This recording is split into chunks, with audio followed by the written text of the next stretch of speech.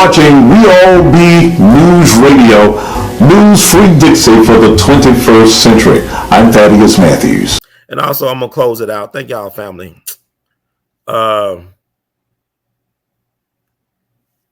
out with this. It's been on my mind. One of my favorite gangsters of all time, Bugsy Seigel. He's been on my mind. Because I say this, because, like, you know, it's interesting.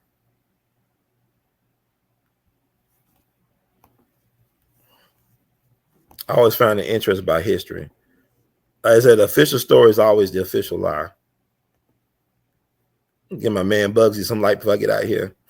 He's like, he ain't like black people. I don't really care. Y'all be caring about if they like black people, if they love black people. I like to study history. I like to study people in history. I love to study polarizing figures in history. It's not about liking and loving. You love yourself. You know, I thought he was fascinating. The reason why I bring up Bugsy Seigel is because of this. It's like what they've been told about why he got killed. They say he was skimming money from the casino, the Flamingo, that he ran for the mob. He helped, built the Flamingo. Flamingo was actually a passion project, excuse me, of the businessman from L.A., Billy Wilkerson. He actually named the Flamingo. Like the story goes that the Flamingo was named after Virginia Hill, his mistress, whatever, side piece, partner in crime, whatever, because of her legs. And Virginia Hill wasn't that good looking to me. But I think with Virginia Hill, what it was is like, if you see her in person, she had the aura about her. Because you look at her pictures, she look kind of fat and all this stuff. But black dudes like fat white girls. So anyway, that's it. Bugsy. People tell you, well, Bugsy was killed because he was skimming money from the casinos. The project spiraled out of control. It put up like $1 million project, ended up costing the mob $6 million. They was mad, but in reality, the casino was making back his money at the time of Seigel's death. The real reason I believe that Seigel was killed because this man owned 800 acres of what is now known as Las Vegas Strip. Bugsy Seigel owned 800 acres of land that became the Las Vegas Strip.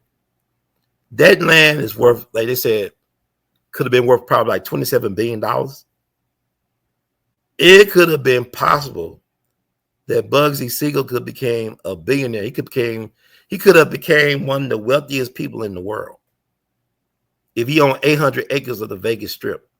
He probably used the money he got from the mob to purchase a lot of that land.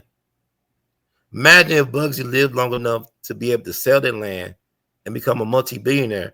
He probably would have had more money than Howard Hughes, who's one of the wealthiest men, or if not the wealthiest man in the world, who ended up buying out Vegas and stuff. He had his Mormon mafia. Bugsy could have had his own mafia. He could have outgrew the mob, outgrew Lucky Luciano Meyer Lansky.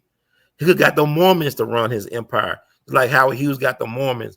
A lot of the Mormons were good in linguistics and stuff. They studied languages. So a lot of them was hired within the CIA and the FBI. So Bugsy could have had the government mob backing him instead of the La Cosa Nostra, commission mob. So I believe Bugsy might have got killed because he owned all that land. 800 acres of what is now known as Las Vegas Strip.